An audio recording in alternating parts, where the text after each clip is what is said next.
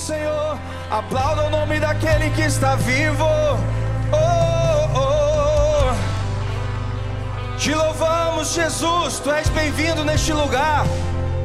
Deus já tem um caminho aberto pelas águas. Ele está rompendo fontes em meio a... Haverá nuvens que trazem chuvas de bênção. Deus já dá livramento. Deus já está lhe dando livramento. Aleluia. Glória a Deus. Quando eu cheguei de Portugal, eu fui no culto da Renovando Vidas. O Ministério de Louvor foi cantar essa canção. Eu nunca tinha ouvido essa canção na minha vida. Quando eu tentava verbalizar as letras dessa canção, eu só chorava, porque aquilo era como flecha no meu coração. Eu falei: Bianca, ministra essa canção lá com o pessoal também, porque eu sei que assim como me atingiu, vai atingir o pessoal que está lá também. Vale lembrar, pessoal, que nós estamos de férias e nós estávamos aqui em Guarapari, então nós nem estávamos muito preparados para vir para a igreja, e aí o Senhor havia preparado tudo, e aí eu já chego nessa história, mas antes disso, deixa eu me apresentar.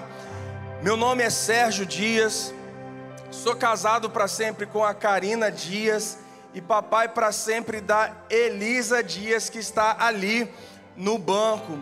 Fui pastoreado pelo pastor Adonis e pela pastora Suelino, casados para sempre. Foram bênçãos de Deus para a minha vida, foi bênção de Deus para o meu casamento. Temos uma comunhão e um elo ligados pelo Senhor. Também sou amigo de muita gente aqui, da Carol, da pastora Rose, da Eliana, de ter um pessoal aqui, o Mangaba, a Mirelle, povo de Deus. Quem assim, ó, deixa eu perguntar, se tem alguém aqui que me conhece assim, levanta a mão. Aí, tá vendo? É só o pessoal da minha casa mesmo. Essa síndrome de famoso cai por terra nessas horas. Não sou famoso não, eu só sou amigo do pastor e da pastora, assim, mais próximo, e de homens de Deus. E como meu coração se alegrou em ver o Mangaba aqui, cheio de unção, cheio de autoridade, verbalizando, colocando para fora aquilo que o Senhor colocou dentro do coração dele. Eu estou há 6 anos, vou fazer 6 anos em Portugal, então eu não tive tempo de ver aquilo que o Senhor já está fazendo. Quando eu saí do Brasil, o Mangaba ainda estava como um bebê recém-nascido, no ambiente onde estava sendo gerado, mas agora, como diz a palavra, os meus olhos contemplam aquilo que o Senhor fez. E é uma alegria no meu coração, eu posso dizer isso, saber que o Senhor faz muito além daquilo que pensamos, imaginamos, projetamos, porque tudo que Ele faz é bem melhor, é bem maior, vai além das nossas expectativas, amém? E antes disso também, antes de pregar a palavra, eu preciso dizer algo que Deus fez na minha vida. Durante 11 anos, essa água é de quem? É minha? É minha? Durante 11 anos, nós esperamos no Senhor um filho. Durante 11 anos, nós clamamos, nós bradamos. Cadê? Tá dormindo ela? Tá dormindo a Elisa. E nós passamos num processo muito doloroso, pastor Adonis. Porque eu descobri uma coisa nesse processo de 11 anos, pastor. Eu descobri que Deus pode todas as coisas, amém? Quantos creem que Deus pode todas as coisas? Nesse processo de dor eu descobri que inclusive Deus pode não fazer aquilo que queremos. E a gente precisa aprender a lidar com Deus que pode todas as coisas. Ele é soberano sobre a minha vontade, Ele é soberano sobre o meu tempo, Ele é soberano sobre a minha dor, Ele é soberano sobre a minha situação. E eu preciso entender que se não chegou ainda é tratamento, se não chegou Ele está curando, se não chegou é porque eu não estou pronto. E por 11 anos, querido, foram 9 abortos. 9 abortos, nós perdemos. Chegou um tempo que a gente foi para Portugal, e ainda em Portugal nós tivemos 3 abortos. A minha esposa desenvolvendo um quadro de depressão. Eu sem fé total, pastor Adonis, eu não tenho vergonha nenhuma de dizer isso. Chegou um momento na minha vida que a falta do milagre anestesiou o meu relacionamento com Deus. Eu não tenho problema de dizer isso. ao ponto de não querer mais conversar com Deus, ao ponto de não querer falar mais com Deus. E na verdade o que Deus estava fazendo na minha vida era na verdade uma cura que eu precisava. Estava em Portugal, pastor, eu não sou pastor de uma igreja local, tenho uma palavra para isso, mas ainda não é o tempo. Sou pastor, mas não sou pastor de uma igreja local, mas já pastoreei algumas igrejas por lá. E o Senhor, nesse processo de igreja, a pastora me liga e fala: pastor Serginho, olha, está chegando uma missionária lá em Lisboa, e tem como você buscar lá no aeroporto? Eu falei: tem, eu busco. Saí da minha empresa, fui lá buscar ela com roupa do trabalho assim, Lara, e fui, sem pretensão nenhuma. Quando eu entrei no carro, ela chegou para mim e falou assim: você é pastor, não é? Aí eu falei assim: eu não sou não, porque eu estava embirrado com Deus, filho mimado assim. Falei: eu não sou não. Aí ela falou assim: não, você é sim. Você pode não estar pastor, mas o Senhor já te ungiu a pastor. Aí eu falei assim: é verdade, foi muito tempo atrás, deixa essa conversa para lá. Ela: deixa não, olha, assim diz o Senhor, assim diz o Senhor, assim diz o Senhor. E essa senhora foi entregando coisas muito pontuais da minha vida. E a gente é velho de igreja, a gente, quando ouviu aquela profecia ali, a gente pensou assim: pronto, a pastora aqui de Portugal contou a minha vida para a missionária, e a missionária agora está dando uma de profeta aqui dentro do carro. Eu não vou cair nessa eu não caio.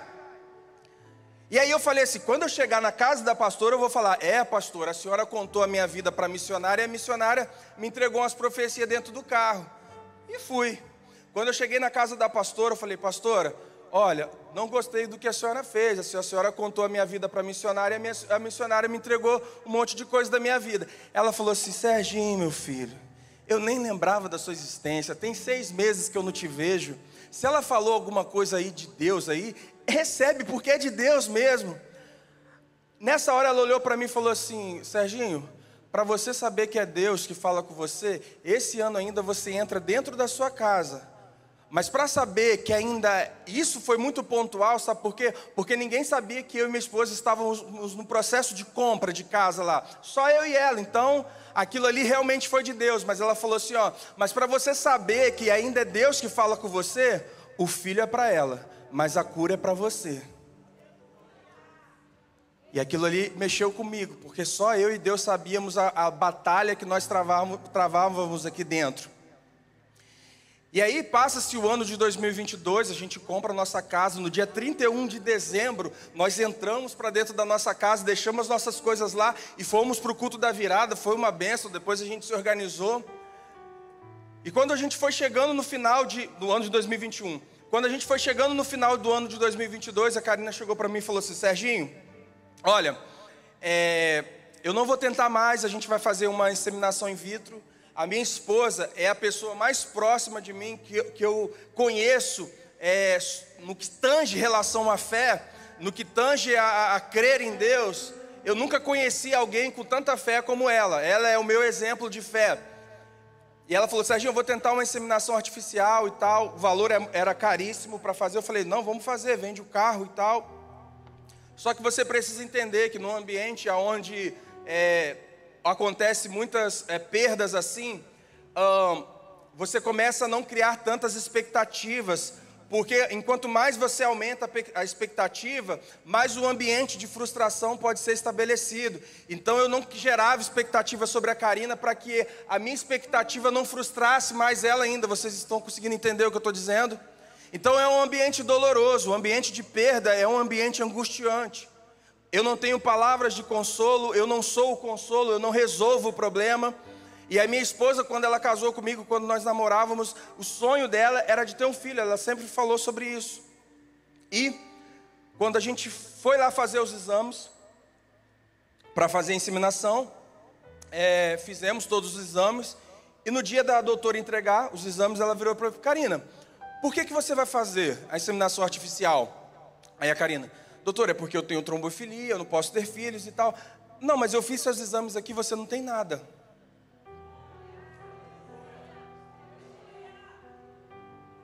E a gente não tinha entendido que ali naquele momento Deus já estava fazendo algo poderoso.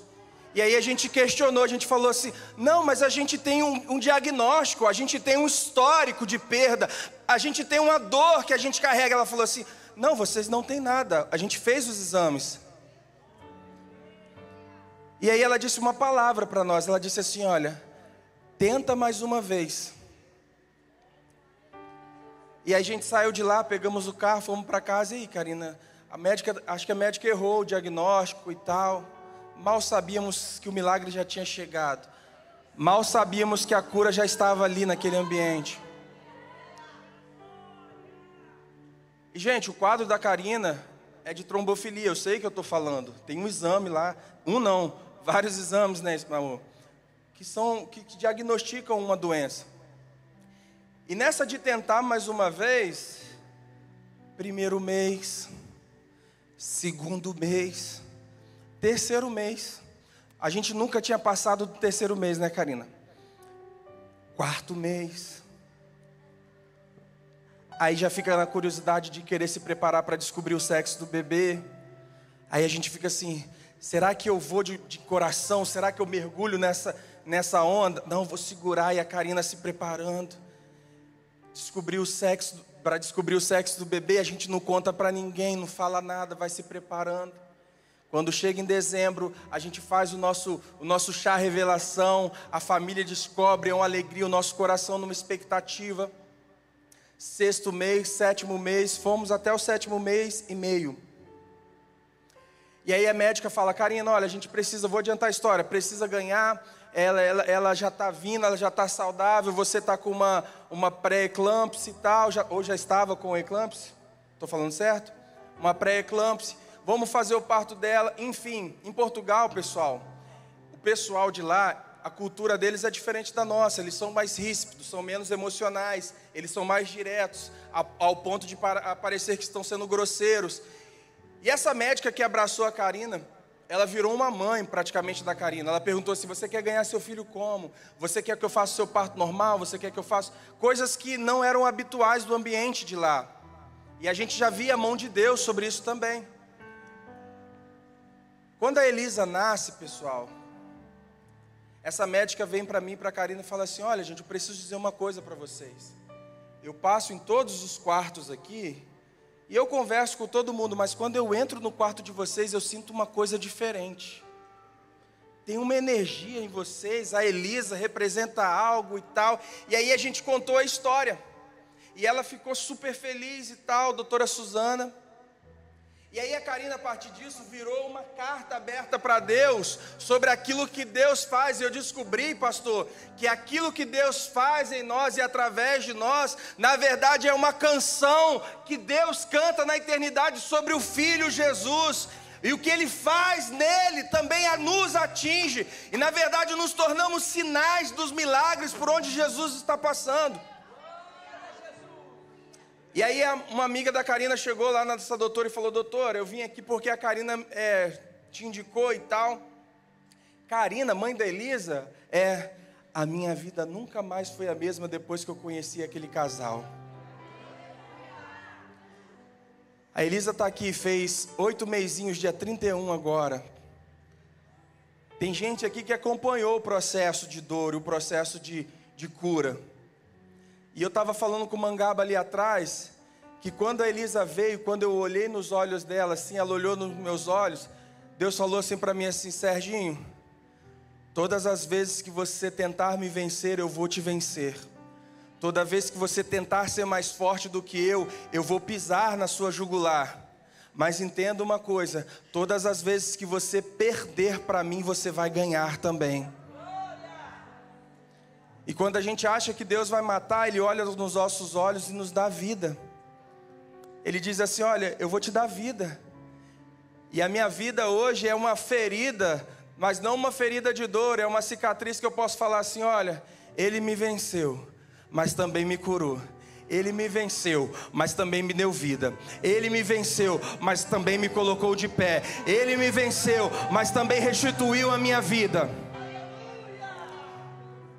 Abra sua Bíblia em Números, capítulo 9, versículo 15 ao 23. O texto diz assim, olha: no dia em que foi armado o tabernáculo e a tenda com as tábuas da aliança, a nuvem cobriu. Desde o entardecer até o amanhecer, a nuvem por cima do tabernáculo tinha uma aparência de fogo.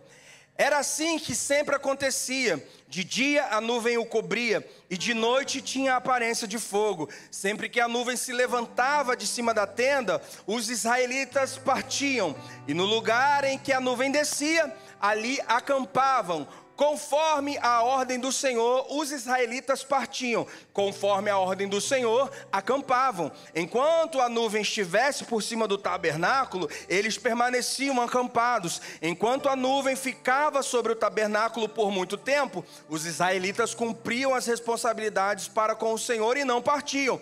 Às vezes a nuvem permanecia somente desde o entardecer até o amanhecer, e quando se levantava pela manhã, eles partiam. Do dia ou de noite, sempre que a nuvem se levantava, eles partiam. Quer a nuvem ficasse sobre o tabernáculo 2 dias, ou 1 mês, ou mais tempo, os israelitas permaneciam no acampamento e não partiam. Mas, quando ela se levantava, eles partiam. Conforme a ordem do Senhor, acampavam. E conforme a ordem do Senhor, partiam. Nesse meio tempo, cumpria suas responsabilidades para com o Senhor, de acordo com as suas ordens anunciadas por Moisés. Amém? Eu vou explicar esse texto. Quando o Senhor tira o povo hebreu do Egito, o Senhor estabelece a festa da Páscoa. Amém? E junto com a festa da Páscoa, o Senhor também dá a Moisés instruções do que se fazer na peregrinação do deserto. A gente sabe que eles caminharam durante 40 anos pelo deserto. E o Senhor, para que o povo não se perdesse durante a sua jornada, Ele estabeleceu princípios e regras, pastora Sueli, sobre como o povo deveria fazer no que tange a adoração ao Senhor. Então eles carregavam tendas, eles carregavam acessórios, carregavam a iluminação, carregavam o som, carregavam os instrumentos, carregavam as cadeiras. E quando a nuvem do Senhor parava, eles montavam a tenda e por debaixo da nuvem permaneciam, até que essa nuvem levantava e eles seguiam o seu caminho. Era uma logística brutal. Se você me ouvir falando brutal, muitas vezes é o hábito lá de Portugal. Era uma logística difícil. E se você olhar para o texto, você vê que o autor, ele teve o cuidado de várias vezes repetir a seguinte palavra: o Senhor partia e eles seguiam. O Senhor parava e eles acampavam, permaneciam. O Senhor mandavam partir e eles partiam. Mandavam parar e eles permaneciam. Isso é uma anáfora na teologia. Isso é uma repetição de palavras, para que você possa entender de fato o que o autor estava querendo dizer. E sabe qual é a primeira lição que eu aprendo nesse texto? Tem muita gente permanecendo num lugar que Deus mandou ir. E tem muita gente partindo de um lugar que Deus mandou ficar. Porque a gente só vai, pastora, quando Deus diz vai, pastor. A gente só fica quando Deus diz fica. Se Deus mandar levantar, a gente levanta. Se Deus manda a gente ficar, a gente fica. Se Deus manda ir para outra nação, a gente vai. Se Deus manda ficar no Brasil, a gente fica. Não é sobre o que queremos, é sobre o que Ele quer. Não é sobre o nosso direcionamento, é sobre o direcionamento dele. A segunda lição que eu aprendo desse texto é que Deus está interessado em ser o guia, em guiar, em dar destino, em dar direção. Deus está preocupado em dar destino à sua história, dar um rumo à minha vida. Então, existe um cuidado, existe uma obediência em ouvir, em estar atento aos comandos do Senhor, amém? Para você entender essa logística, você precisa ler Êxodo, capítulo 40, versículo 29. Eu não vou ler esse texto todo, para me ganhar tempo, mas eu vou explicar o texto para vocês. Para além de toda a logística, de todo o direcionamento que Deus dava para Moisés, Deus era muito cuidadoso no que tange a respeito aos objetos desse tabernáculo. Então Deus diz assim: olha, Moisés, esse tabernáculo, essa tenda, ela vai ser dividida em 3 partes. Nós teremos o átrio, nós teremos o santo lugar e nós teremos o santo dos santos. O átrio é onde a comunidade vai estar, é onde os simpatizantes da nossa fé estarão. No santo lugar estarão os levitas adorando. E dentro desse santo lugar haverá alguns objetos. Então nesse lugar, deixa eu explicar melhor, nessa direção, havia o altar que se queimava sacrifício. Mais um pouquinho para frente, havia uma bacia com água. E mais um pouquinho para frente, havia o Santo dos Santos, aqui o pão da preposição, também junto com ele os candelabros, e dentro do Santo dos Santos, a Arca da Aliança. E eu quero falar um pouco a respeito desses símbolos que estavam nessa tenda, para que você entenda o que eu quero ministrar hoje. Toda vez que o sumo sacerdote, ele ia oferecer sacrifício, primeiro pelos seus pecados, assim como está em Hebreus, e depois pelo pecado do povo, ele precisava lavar as suas mãos dentro dessa bacia. Por quê? Porque a ordem do Senhor para Arão foi: Arão, se você não lavar as suas mãos antes de preparar a oferta no altar, você morre. Então tenha cuidado na hora de se purificar, faça direito, faça perfeito, de tal forma que as roupas do sumo sacerdote também não podiam ser contaminadas na hora da oferta. Também quando entravam dentro dos Santos dos Santos, eles lavavam as suas mãos, lavavam os seus pés para se purificar. Por quê? Porque eles iam se encontrar com a presença de Deus, e Deus é santo, e Deus, ele é ao ponto de não poder vê-los. O sacerdote balançava, qual é o nome agora? O incenso, desculpa, vai me fugindo as palavras, me perdoe por isso. O incenso enchia aquele ambiente de fumaça. Por quê? Porque Deus podia olhar o sacerdote, mas o sacerdote não podia olhar Deus, porque senão ele morreria naquele ambiente. Tanto é que depois você vai ver Moisés clamando a Deus: permita-me ver a tua glória, permita-me ver a tua glória. E aí a história você já conhece. O fato é que Deus tinha um cuidado de purificar, de preparar você para o próximo nível, preparar você para o próximo ambiente, seja para oferecer sacrifício, seja para se relacionar com Ele. Havia um cuidado de preparação. Esse cuidado de preparação que o Senhor tem é o cuidado de dizer para você: olha, se eu não te preparar, se eu não te cuidar, você não está pronto para o próximo estágio. Aí quem vai dizer quanto tempo dura essa preparação é você, no seu entendimento e relacionamento. Amém? É por isso que Deus faz com o Mangabo, que está fazendo em 5 anos, e talvez demore 11 anos para ele fazer na minha vida. Por quê? Porque houve um entendimento, houve clareza. Amém? Estou explicando direitinho? Então eu vou para frente. Para você entender, eu só vou falar apenas de um objeto. Para você entender o que essa bacia representava no Antigo Testamento, você precisa entender o que João, capítulo 13, versículo 5 ao 7 está dizendo. Coloca no telão aí para a gente. Versículo 13, melhor, capítulo 13, versículo 1, melhor para a gente. Lembra que eu falei para vocês que sempre quando chegava a Páscoa, eles precisavam parar e servir ao Senhor? Lembra? A Páscoa foi uma festa instituída pelo Senhor que representa a passagem. É a saída do povo hebreu para a terra prometida. Se você lê Bíblia e ama a palavra do Senhor, você vai ver que tudo aponta para Jesus. A bacia de água aponta para Jesus, o pão da presença aponta para Jesus, o sumo sacerdote aponta para Jesus, o sacrifício aponta para Jesus, o tabernáculo aponta para Jesus. E aí, para você entender o que aquilo tudo representava, é só você ler João 13, que diz assim, ora, antes da festa da Páscoa, sabendo Jesus que já era chegada a sua hora de passar deste mundo para o Pai, como havia amado os que estavam no mundo, amou-os até o fim. E acabado o que, igreja? Tendo já o diabo posto no coração de Judas Iscariote, filho de Simão, que o traísse, Jesus, sabendo que o Pai já tinha depositado nas suas mãos todas as coisas e que havia saído de Deus e para lá ele voltaria, levantou-se da ceia e fez o que, igreja? Tirou as vestes e, tomando uma toalha, amarrou um avental aqui na sua barriga. Depois, pôs a água onde, igreja? Numa bacia. e começou a lavar os pés dos discípulos e enxugá-los com uma toalha que estava cingido. Até aqui. Na antiga aliança, pastor, para isso acontecer, o sumo sacerdote, ele não podia sujar suas vestes. A Bíblia vai dizer que Jesus também tira a sua túnica e coloca um avental.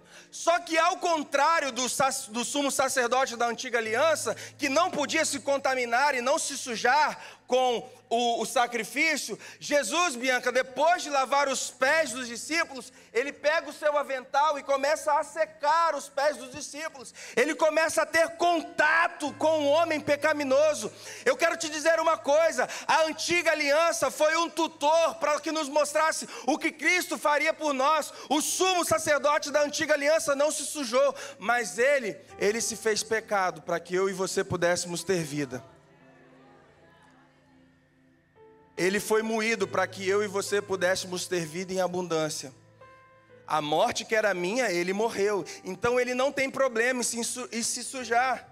Por isso que quando ele diz: Pai, porque o Senhor me abandonaste, é porque ele está carregando naquele exato momento o seu pecado, os pecados dos seus filhos, o pecado da próxima geração. E Jesus está fazendo isso porque entende que ele precisava cumprir o que estava escrito.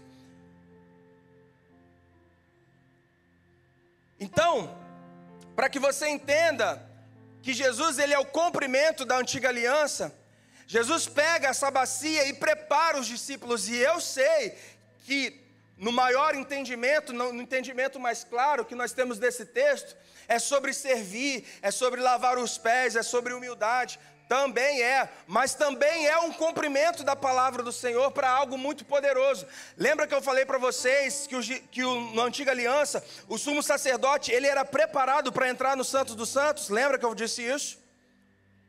Jesus então, agora na nova aliança, ele também, pastor, começa a nos preparar para algo. Mas não para entrarmos numa tenda, é para que o Espírito pudesse entrar dentro de nós.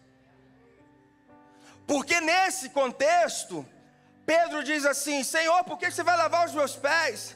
E Jesus disse assim: Pedro, em verdade vos digo que se eu não lavar os seus pés, você não pode ter parte comigo. E aí Pedro diz: então não lave só os pés, lave também a cabeça, lava também todo o corpo. E Jesus falou: Pedro, eu não estou falando sobre higiene, eu estou falando sobre purificação. Então purifique-me, Senhor. E ele diz assim: pelas palavras que eu já vos tenho dito, vocês já são purificados. Mas o Senhor estava preparando os discípulos para algo muito mais poderoso. E se você ler João 14, a gente vai chegar nesse ponto. Mas antes, em Tito 3, no capítulo 3, versículos 5 e 7, diz assim, ó: Ele nos salvou porque teve compaixão de nós, e não porque nós fizemos alguma coisa boa.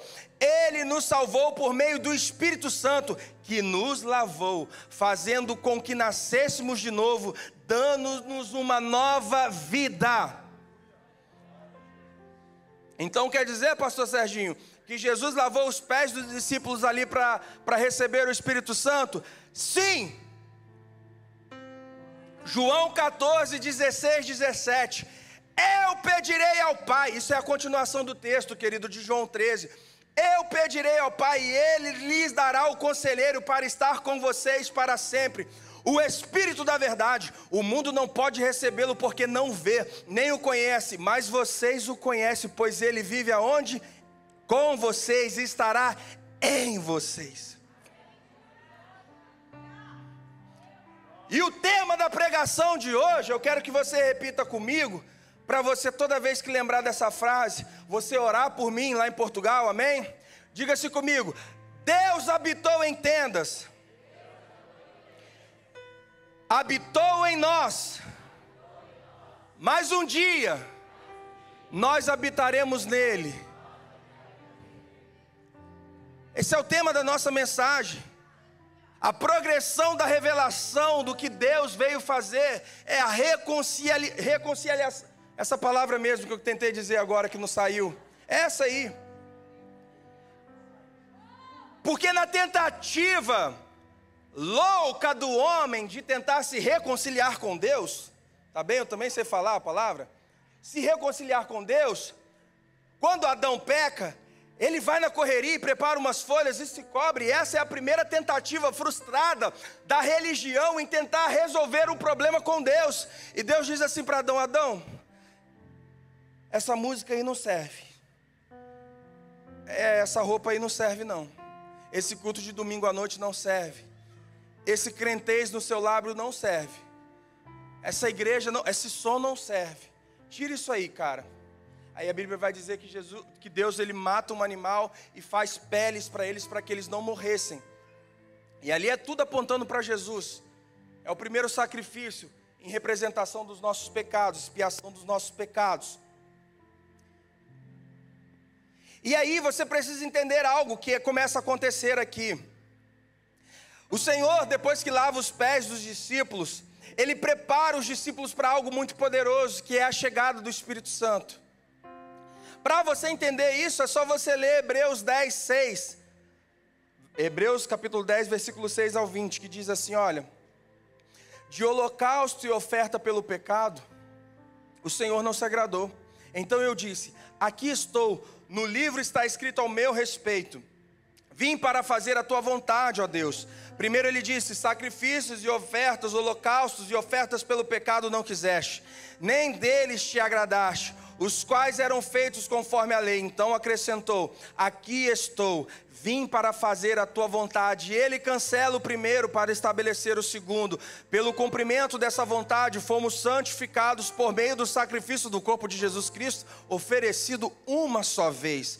Dia após dia, todo sacerdote apresenta-se e exerce os seus deveres religiosos repetidamente. Ele oferece os mesmos sacrifícios que nunca podem remover os pecados. Mas quando esse sacerdote acabou de oferecer-se para sempre um único sacrifício pelos pecados, assentou-se à direita de Deus. Daí em diante, Ele está esperando até que os seus inimigos sejam colocados como estrados dos seus pés, porque por meio de um único sacrifício, Ele aperfeiçoou para sempre os que estão sendo santificados. O Espírito Santo também nos testifica a respeito. Primeiro ele diz: esta é a aliança que farei com eles. Depois daqueles dias, diz o Senhor, porei as minhas leis nos seus corações e as escrevereis em sua mente. E acrescenta: dos seus pecados e iniquidades não me lembrarei mais. Onde essas coisas foram perdoadas, não há mais necessidade de sacrifícios pelo pecado.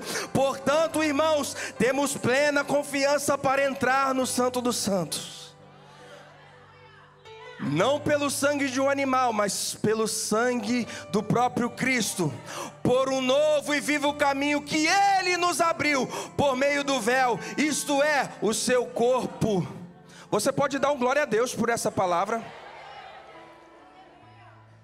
Ano após ano, sacrifício mais sacrifícios, matam-se animais pelos seus pecados e pelo pecado da nação. Moisés, quando recebe a glória do Senhor, ele cobre o seu rosto. O sacerdote, quando entrava no Santo dos Santos, precisava balançar o incenso para que o Senhor não visse o seu rosto. Aí você vai dizer assim: olha, mesmo lá no Antigo Testamento eles precisavam fazer isso depois de se lavando e depois de se purificando. Eu vou dizer sim. Por que eu vou dizer sim? Porque por mais que o sacrifício fosse da maneira que Deus disse para eles fazer, o sumo sacerdote tocava no animal, corrompeu, pecou, já não serve. Ano que vem tem que fazer outro, tem que fazer outro, tem que fazer outro. Agora, Hebreus vai dizer assim: não havendo mais necessidade de se oferecerem sacrifícios ano após ano, Ele ofereceu a si mesmo.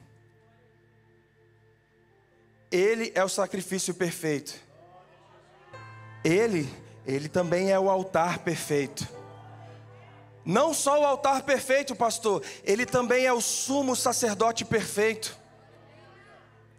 E agora não é necessário mais se fazer sacrifícios e sacrifícios. E aí eu descubro também, pastor, que nesse ambiente de transfusão, agora nós não temos mais um véu que nos separa do Santo dos Santos. Por quê? Porque esse véu foi rasgado dos céus abaixo quando Ele morre.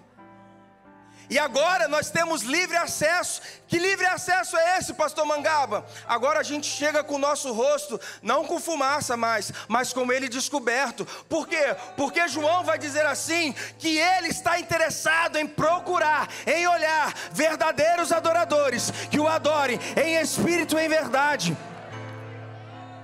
Ou seja, nesse ambiente de glória aqui, o que eu e você devemos fazer é descobrir os nossos rostos.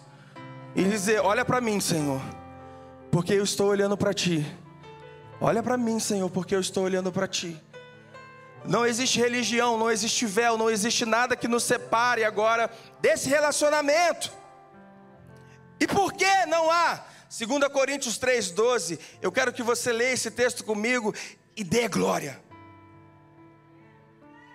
Por que agora a gente entra com o nosso rosto descoberto? Por que não tem que se oferecer mais sacrifício? Portanto, visto que temos tal esperança, mostramos muita confiança. Não somos como Moisés, que colocava um véu sobre a sua face, para que os israelitas não contemplassem o resplendor que se desvanecia. Na verdade, as mentes deles estavam fechadas, pois até hoje, mesmo com o véu, quando leem e é lida a antiga aliança, eles não retiram. Não foi retirado porque é somente em Cristo que ele é removido. De fato, até o dia de hoje, quando Moisés é lido, um véu é colocado sobre os vossos corações. Mas quando alguém se converte ao Senhor, o véu é retirado. Ora, o Senhor é Espírito, e aonde está o Espírito, ali também há liberdade. E todos nós, com a face descoberta, contemplamos a glória do Senhor segundo a sua imagem. Estamos sendo transformados de glória em glória, e cada vez maior, a qual vem do nosso Senhor, que é Espírito. Ou seja, depois que Jesus faz o que precisa ser feito, o véu é retirado, e agora não é só o Senhor que nos olha, nós também podemos contemplar a face daquele que nos criou. E quando nós contemplamos a face daquele que nos criou, nós somos transformados de glória em glória. Amém? E aí você vai dizer assim para mim, pastor Serginho, mas por que o Senhor não pegou e revelou isso tudo para Moisés? E eu explico para você. Culturalmente, explicar para um povo que um dia Deus habitaria entre eles, que Deus estaria entre eles, isso seria impossível. Eles não teriam compreensão, nem emocional, nem racional, para entender que um dia Deus desceria e habitaria entre eles. Só que Deus já havia deixado essa palavra. Lembra quando ele apareceu na sarça ardente para falar com Moisés? Qual é a frase que Deus disse para Moisés? Moisés, eu vi, ouvi e por isso desci, a fim de livrar o meu povo. Posso dizer uma coisa, querido? Você tem um Deus que te ouve, você tem um Deus que te vê, você tem um Deus que sabe. Então olha, nada de religiosidade. Mostra, tira o véu, joga fora e fala, Senhor, ouve-me. Senhor, o Senhor sabe, o Senhor vê. Senhor, nessa hora, Senhor Deus, nós estamos como bebês diante da Tua presença, Senhor Deus. Sem glória, sem majestade, sem religião, sem nada. Apenas eu e o Senhor. E o Senhor esquadrinha o nosso coração e conhece, Senhor Deus, os Teus filhos aqui. Deus, e a minha palavra e o que eu peço para que o Senhor faça é: derrame o Teu Espírito de liberdade sobre a vida deles em nome de Jesus. Sejam livres, livres, livres, livres. Sejam livres em nome de Jesus. E o entendimento da progressão é, primeiro, Deus, Ele está sobre a tenda, sobre o tabernáculo. Toda vez que a presença do Senhor saía, eles seguiam esses sinais, eles seguiam essa presença. E eu vou falar sobre isso também. Toda vez que essa presença parava, eles também paravam. Quando nós entramos na nova aliança, pastor, agora é o que está escrito, desde antes da fundação do mundo, e o que também estava oculto de antigas gerações, agora nos foi revelado, a saber, Cristo em nós, esperança da glória. Ele está aqui dentro, amém? A palavra do Senhor também vai dizer em Mateus, o nome dele será Emanuel, Deus conosco, Deus entre nós. Então, da antiga aliança, nós tivemos um Deus que estava sobre. Na nova aliança, nós temos um Deus entre nós. Agora, na era do Espírito, nós temos um Deus habitando aqui dentro. Amém?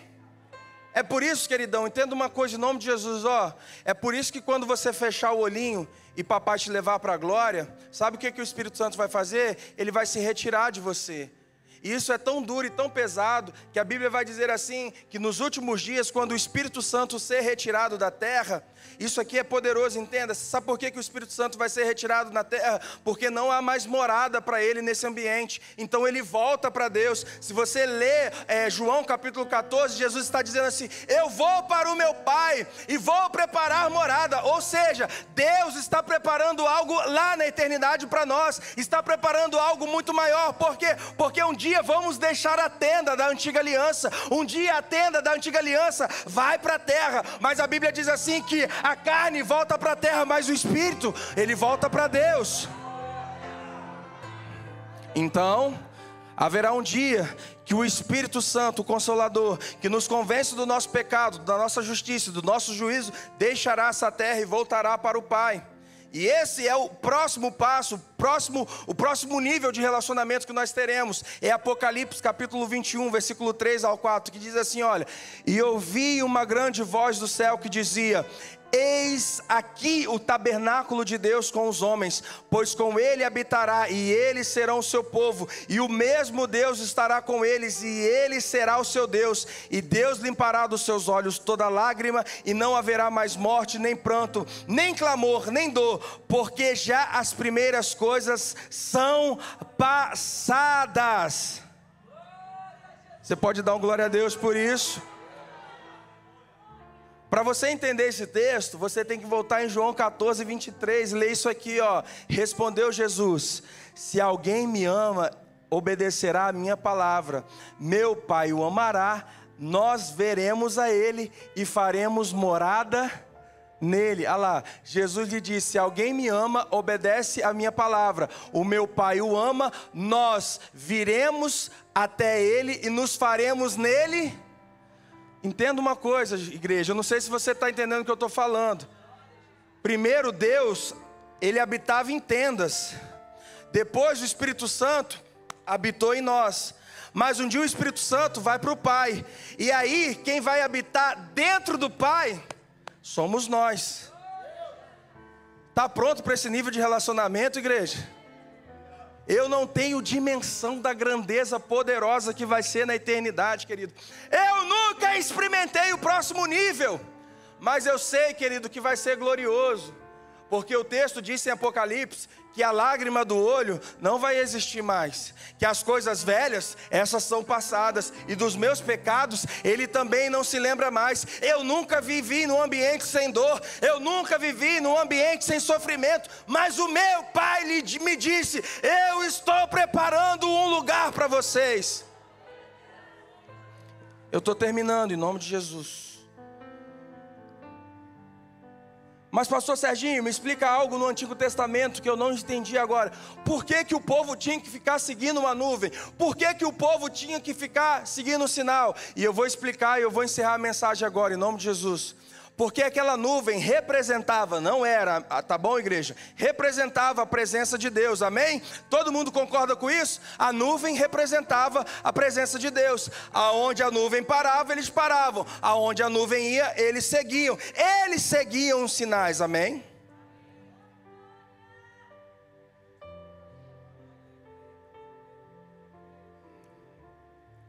Mas quando veio o Cristo, o Filho, lá em Marcos, pastor Sérgio, ele vai dizer assim para nós: agora vocês não vão seguir mais os sinais, são os sinais que seguirão vocês. Por quê? Porque o sinal a gente tinha que seguir na antiga aliança? Porque a presença do Espírito Santo estava fora de nós. Então a gente tinha que seguir aonde o Espírito Santo ia. Mas agora, igreja, o Espírito Santo habita dentro de mim. E a Bíblia vai dizer que os sinais seguirão os que creem. Por que que eu manifesto sinais? Porque sinais, querido, não são sobre mim. Sinais são sobre Ele. É por onde Jesus passa, há milagre. Por onde Jesus pisa, há sinais, há rastros de poder. E lembra que eu disse no início da mensagem? A minha dor, a minha cura, aquilo que eu sou, a minha história, é uma canção cantada para Jesus. É Jesus habitando dentro de mim.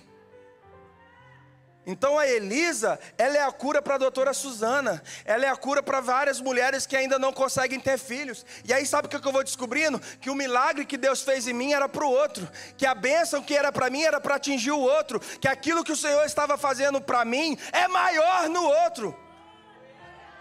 Você tem entendimento disso, querido? Se você entender isso, você vai prosperar em todas as áreas da tua vida.